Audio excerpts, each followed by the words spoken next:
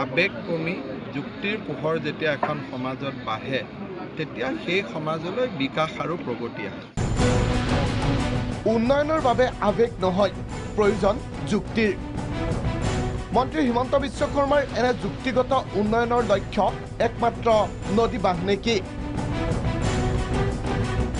NHPCক সংগোপনে বৃহৎ নদী বান্ধ নিৰ্মাণৰ বাবে প্ৰতিশ্ৰুতি দিয়া বুলি অভিযোগ উঠিছে সোণোৱাল চৰকাৰৰ বিৰুদ্ধে।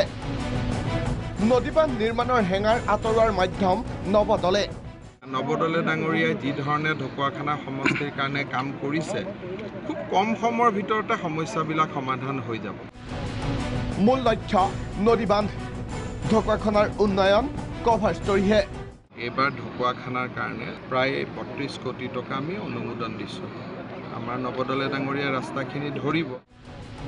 উন্নয়নৰ এই কভাৰ ষ্টৰী প্ৰমাণিত হয় তেতিয়া যেতিয়া ৰাইজৰ খং ক্ষোভৰ কেন্দ্ৰ NHPCৰ জিৰণি গৃহত কেবিনেট মন্ত্ৰীজনে কটালে নিশা, গ্ৰহণ কৰিলে সুস্বাদু পুৱাৰ আহাৰ, লগত সাংসদ প্ৰদান বৰুৱা আৰু নিশাৰ এই গোপুত ৰাজনীতি লোকচক্ষুৰ পৰা আঁতৰত ৰাখিবলৈকে লখিমপুৰ ধেমাজিত বৃহৎ পথ উন্নয়নৰ ঘোষণা হিমন্ত বিশ্ব শৰ্মাৰ।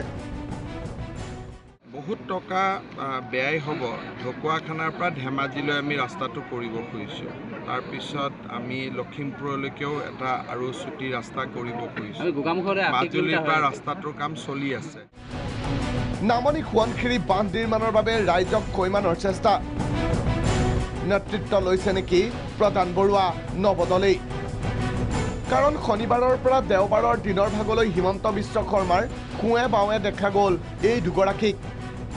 ৰাজহুৱা সভাটো ঐতিহ্য বহনকাৰী মালিনী মন্দিৰ ভ্ৰমণ কালতো। লখিমপুৰ ধেমাজিত চলিছে বুবু বাবা। মালিনী থানত একেখন নৈবেদ্যৰ থালকে হিমন্ত বিশ্ব শৰ্মা আৰু প্ৰদান বৰুৱাই একেলগে ঘূৰাই হেনো আশীষ ল'লে বান্ধ নিৰ্মাণ সম্পূৰ্ণ কৰাৰ বাবে। NHPCৰ অতিথি হিমন্ত বিশ্ব শৰ্মা, প্ৰতিক্ৰিয়া সৰ্বত্ৰে। তেওঁলোকে নামনি সোৱণশিৰি জলবিদ্যুৎ প্ৰকল্প নিৰ্মাণৰ কাৰণে আস্থা গোটাবৰ বাবে এতিয়া ধেমাজিত আধাৰশিলা স্থাপন কৰা এক কুচকাৱাজ আৰম্ভ কৰিছে। কিন্তু তাৰ সমান্তৰালভাৱে কিন্তু ধেমাজি নগৰ ষড়যন্ত্ৰ কৰিছে নামনি সোৱণশিৰি জলবিদ্যুৎ প্ৰকল্প নিৰ্মাণৰ ইংগিত দি পেলাই। Bureau' report, Prag news.